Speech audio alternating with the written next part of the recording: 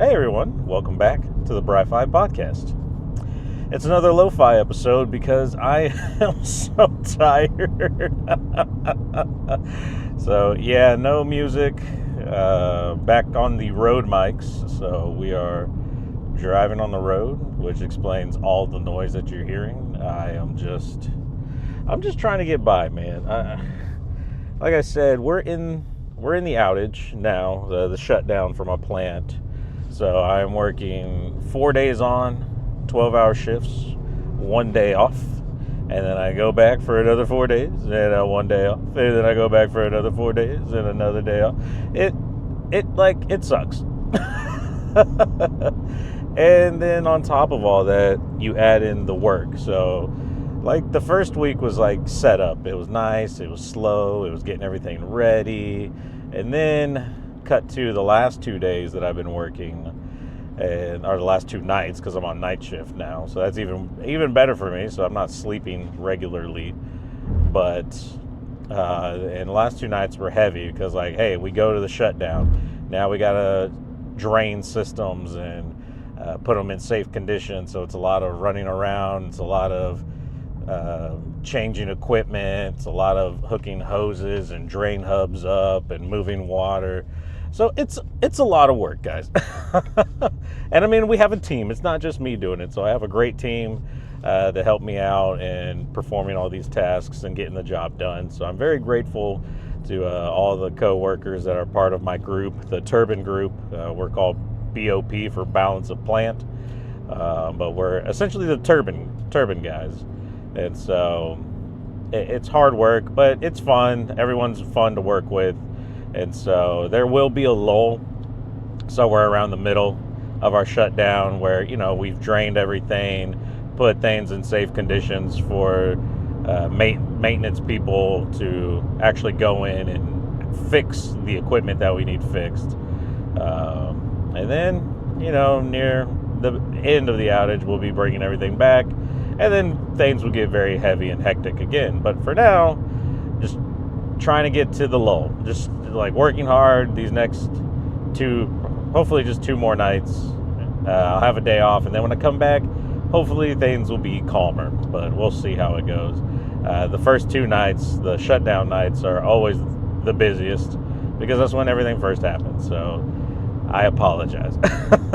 I apologize because I'm tired, and the episode that you're getting today is not my best work, but I gave it my best shot for the conditions that I'm doing all this in. So let's get into some of the nifty nerd news. So the first thing I have for you guys this week is a comic book writer has come on to reveal, or not come on my show, but has revealed in an interview that Marvel's got, he didn't outright say it, but he's implying Marvel's got a pretty problematic strategy when it comes to their new comic books. And if you know anything about buying comics, it seems like Marvel's been falling to the wayside, whereas DC has got some really strong books, none that I've actually read, but it seems like in the current market, DC's doing very well. So the writer in question was Dan Slott, famous for Spider-Man, which is really what I read that he's done for. I think he's done Hulk and some other stuff, but his Spider-Man is really where I latched on to, Superior Spider-Man, which was my first Spider-Man comic book he wrote, and then I went to read all the stuff that he was doing before then and some stuff that he's done after. Anyway, but in an interview, he said that the current Marvel plan is to only greenlight series for 5 books. So, when you get a comic book, a new issue number 1 with a new writer and everything, Marvel gives them 5 issues. That's it. In the first couple of issues, if things don't go well, like sales are falling off hard, you don't get more than 5 issues. That's just how it works, man. So in this interview, Slott urges retailers who order the books, hey, order heavy on issues 2 and 3. Show the same support you show for issue 1 for 2 and 3, or else we don't get to go make 6, 7, 8. We don't get to go beyond that, which is crazy to me, man. It sounds like a terrible idea. Marvel's philosophy is hey, if the first 2 or 3 books aren't this generation's Watchmen, then we're not going to tell this story. Like, comic books, like media and things like that need time to flesh out. Like, stories, they need time to flesh out. Like, I feel when I started reading comic books, even back in 2012, like, things were quick, but like, you got like your first story arc, which was around 5 issues, had some things happen, but through the telling of those 5 issues, you were building up to something even greater.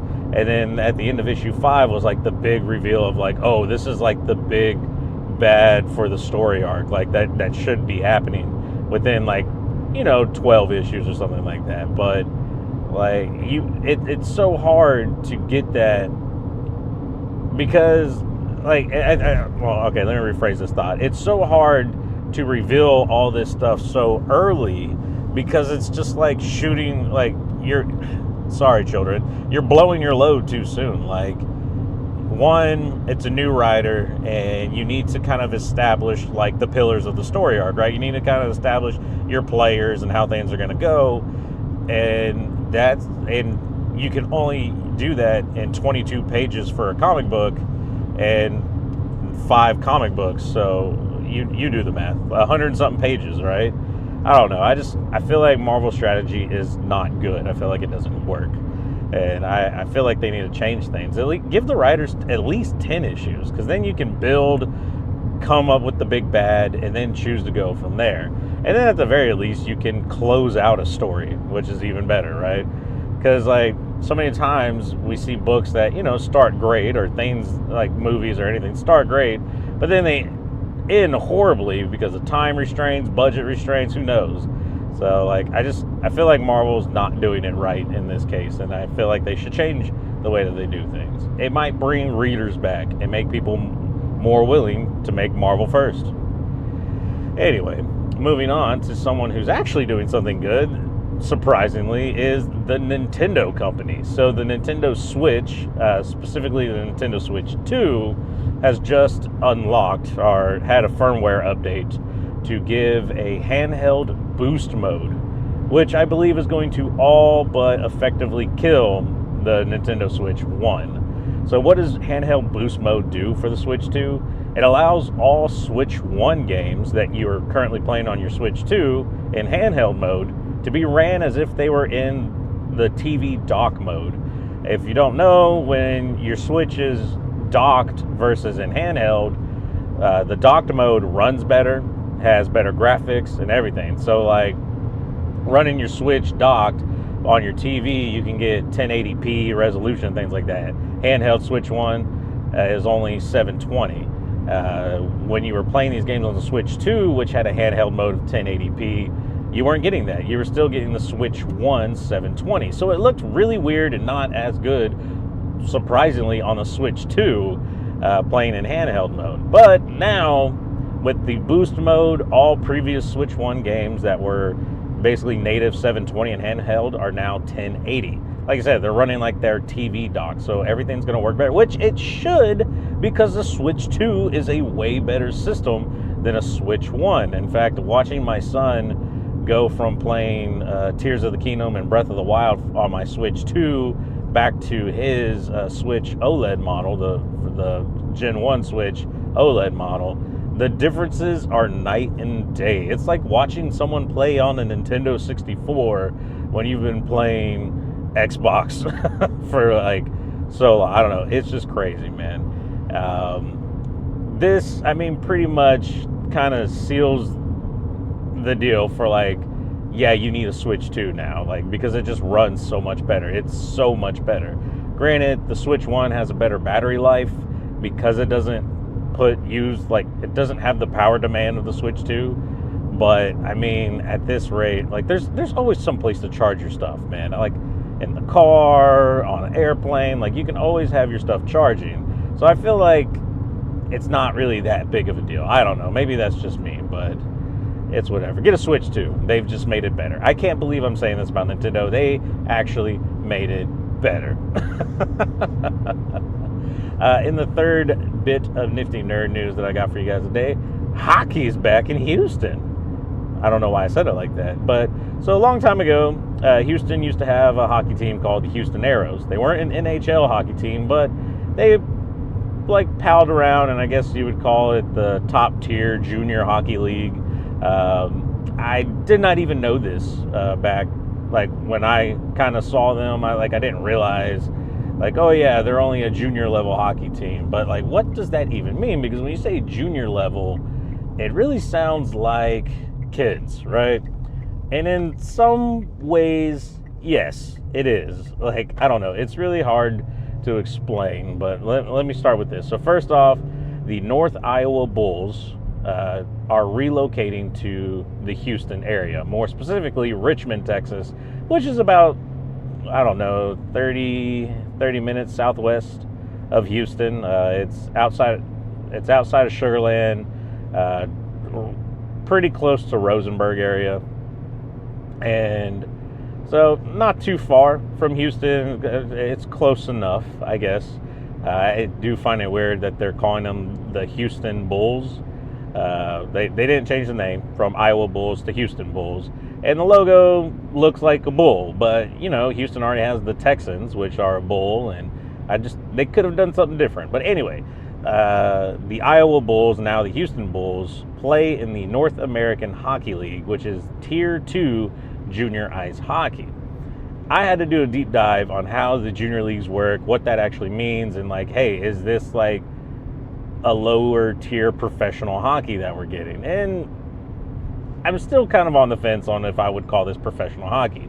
So the way the hockey pyramid or the hockey hierarchy works is at the top of it you have the NHL, right? The second lower tier, Tier 1, is junior. Tier 1 would be like junior, or not junior. Why do I keep saying junior? I guess it was called junior hockey. Sorry. That's like your collegiate NCAA level, and I think a lot like Canadian professional hockey is at that level of Tier 1. So these are like teams that travel. Like I said, your NCAA college teams fall under this category and things like that. Then you go to Tier 2 junior hockey, and that is really like highly competitive travel ball, I guess you could say.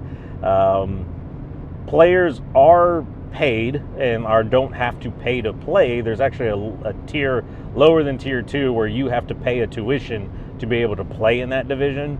But in Tier 2, now you don't have to pay. You're recruited and things like that. A lot of people, it is highly competitive, and a lot of players pretty much use it as a way to develop to be better for NCAA and move on to the next level. It's not really like, oh yeah, these guys work. Like in baseball, you have a farm system where there's, you know, the major leagues, MLB, and then you have AAA, which is like the highest level of minor leagues, AA, single A, and then there's even lower farm leagues under that. So the way junior hockey works is, some teams are affiliated with NHL teams, but not all. So there's like a lot of like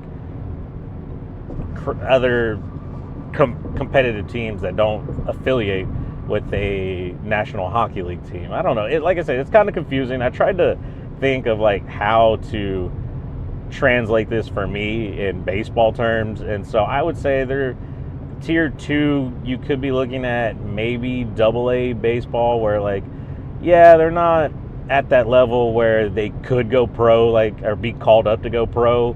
They're still in development before they make it to AAA, which is like the right below the major leagues.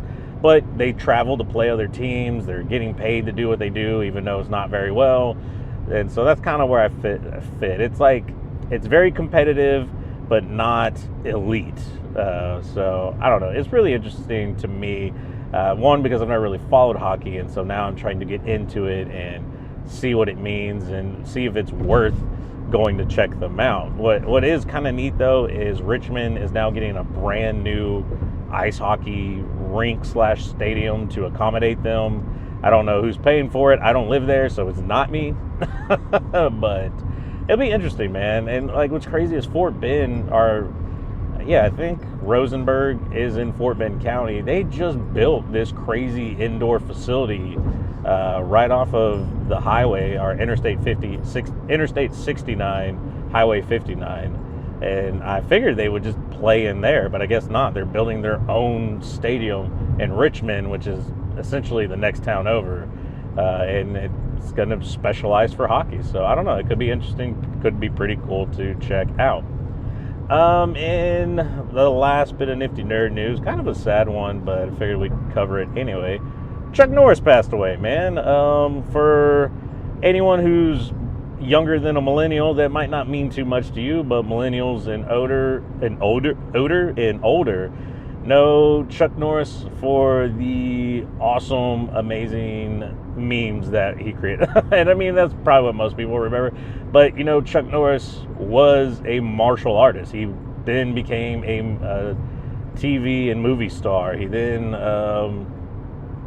passed away. No, but well, after, you know, being the movie star that he was, he became like this crazy internet meme before there was like really internet meme type stuff. It's just kind of crazy. He was 86 when he passed away. Apparently he was with his family in Hawaii when it happened. I don't know if he lived there or if they were just visiting, so I didn't do too big of a deep dive on that. But Chuck Norris, man, like even I remember as a kid really enjoyed him. Didn't follow him much in his older years because he wasn't really doing much. I mean, he showed up in The Expendables 2, and that's really all that I remember. But as a kid, man, the first movie that I ever saw Chuck Norris in was this movie. I can't remember when it came out, sometime in the 90s, called Sidekicks. And it was like the story about this kid who like always daydreamed he was Chuck Norris's sidekick, and they would like basically things that were going on in this kid's life where he's like being bullied or things that were like people who had wronged him and stuff. He would then like have these daydreams about how he would handle the situation with Chuck Norris, and they would either like fight or just do all these cool things. And it was kind of like, it was a cool kids movie to me. Like I haven't watched it in my adult years, and I'm kind of scared of what I would find, but like back then it was really cool. I just remember them being in like ninja suits, and there's like this big martial arts competition at the end, and then the real Chuck Norris shows up to help them. Like, I don't know, it's kind of crazy. But so that's like what I remember. And then of course like the Expendable movies, we all kind of know those and how he shows up. But like, it's just so funny because like, I mean, he was an action star. He starred in like kung fu movies and just plain old action movies. And then like the memes and jokes about like how manly Chuck Norris is just started to like go from there. Like there was always like crazy ones like, hey, you know, when Chuck Norris slices onions, the onions are the ones who cry. Like those kind of things. Like silly jokes, but like it was always funny. Kind of like a spin on like what normally happens in life. Like some of my other favorites, and I had 10, the onions being number 10. The one is Chuck Norris has Chuck Norris has counted to infinity twice. When the boogeyman goes to sleep, he first checks his closet for Chuck Norris. Chuck Norris can slam closed a revolving door. Chuck Norris, there is no chin behind Chuck Norris's beard, only another fist. The Dead Sea was once alive before Chuck Norris swam in it. Chuck Norris can strangle a person with a cordless phone. I guess that would be a cell phone for you non-millennial, you know, you younger generations. What else do we got here?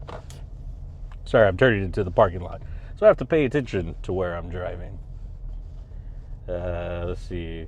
Chuck Norris does not own a stove, oven, or microwave because revenge is a dish best served cold. Let's see. Chuck Norris, it only takes Chuck Norris 20 minutes to watch 60 minutes. These always make me laugh because they're silly, man. Like, you know, they're not like anything crazy, but they're silly. Did I skip? No, I didn't skip over one. I read them all, man. So the last one that I have, kind of a sad one, but it was really funny. It said, death had to take Chuck Norris in his sleep because if he was awake, there would have been a fight. Which I thought was really funny. I mean, like, kind of like, it works, right, for what's going on, but sad too. But I thought it was a good one to read in his passing. And that's it, man. That was it for the Nifty Nerd News. So, I feel bad that Chuck Norris passed away because of like all the joy that these Chuck Norris memes and his movies had brought to me and friends and things like that. But, it is what it is. People pass away, and we have to, unfortunately, live with that. We have to live with that. They don't get okay, I'm done. That's bad. Man, there's not a parking spot today, dude. I'm just driving around. There was a guy who got in his car. So I'm waiting. Yeah, he's moving. Hell yeah, here we go. Get a good parking spot today. Anyway, the thing that I wanted to review for you guys this week is the live action One Piece, man. One Piece is back. It is stronger than ever. Season 2 of One Piece, mind you, over on Netflix. 8 episodes, which I thought was criminally short. And I was shocked when it was over because I was just ready for the next phase. Like, I was ready, like, get in on this and let's go. And then it was over. And I looked at my wife like, what? And she was like, yeah, I know. Because she had already binge watched it without me. But it was just crazy, man. So, I mean, we're back. We with the Straw Hat crew. They go, we visit Logtown, Upside Down, or what is it? Like, I call it Upside Down Mountain. It's where they have to go up the mountain instead of like up river, literally up a mountain. Then you go back down the other side. You enter the Grand Line. There's Whiskey Peak, which is like the first island they go to, and then Little Garden, where it's the island of two giants that sit there. And so we get to go through those story arcs, meet the characters. Excuse me. Some of the main characters that come there that are associated with those islands. Definitely revolved the story around Baroque works that we saw a bit of in season 1, not too much, but now we play big into Baroque works for this, and they're going to play big into the next season of One Piece, which has already been confirmed to have been filming last year. So I'm excited. It's great, dude. Like, I really enjoy what they do with the live action, how quickly paced it is, but it doesn't feel like, to me, like you're missing too much. Like, it doesn't feel like, oh, we skipped out a major chunk of story to get to this point. Like, they do a good job of making the live action feel cohesive. What's great is you get to see the main characters of like these islands and story arcs. And what's been even more enjoyable for me is they are already putting these characters in the background who play important roles later on in the story. And in the manga and anime, you see that they were here in these points early on in the story, but they were not forefront characters. But they were like, there's a character that we meet in Logtown, which is where the first pirate king, Gol D. Roger, is executed, and which starts the great pirate era and everything like that, and everyone's search for the One Piece starts from Logtown. So that's a very important island and a very important place for Luffy and the Straw Hats to go visit.